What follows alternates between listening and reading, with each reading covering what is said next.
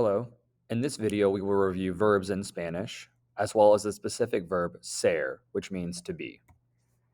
First, let's review what a verb is. A verb is an action word in a sentence.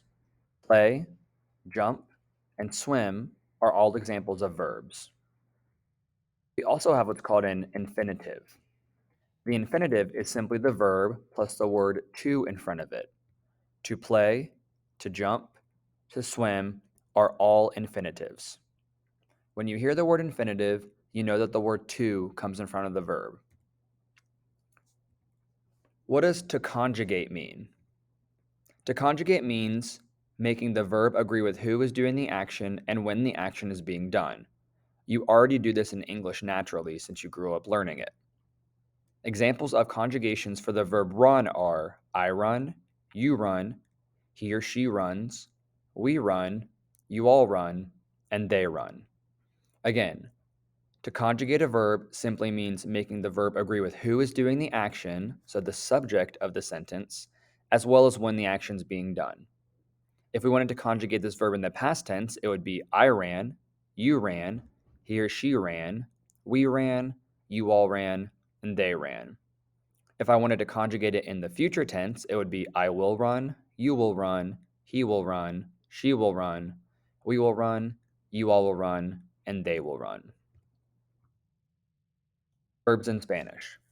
Verbs in Spanish end in three different ways: AR, ER, and IR. If a word does not end in one of these ways, it is not a verb in Spanish. Now let's review personal pronouns. Personal pronouns or subject pronouns simply just say who is doing the action in the sentence. So yo is I, tú is you, él is he, ella is she, usted is you, formal, nosotros is we, vosotros is you all, only used in Spain, ellos is they, a group of guys or a group of guys and girls mixed together, ellas is a group of girls only, and ustedes is you all in Latin America. Again, you must know these personal pronouns as well as where they go in the chart. This column being singular, this column being plural, this being first person, second person, and third person. Singular means that only one person is doing the action, while plural means more than one person is doing the action. First person means that you're part of the action. Second person means that you're talking to someone doing the action. Third person is you are now talking about someone doing the action.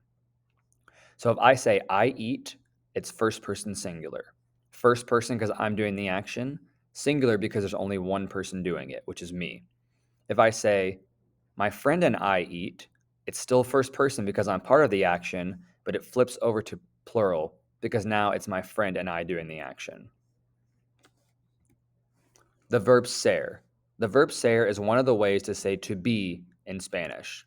So the conjugations are yo soy, tú eres, él es, ella es, usted es, nosotros somos, vosotros sois, and ellos or ellas son. So again, this means I am, you are, he or she is, we are, you all are, and they are. So this is why it's important to remember where the personal pronouns go, because when we begin to conjugate verbs in Spanish, we need to be able to match the pronoun up with the correct conjugation of each verb.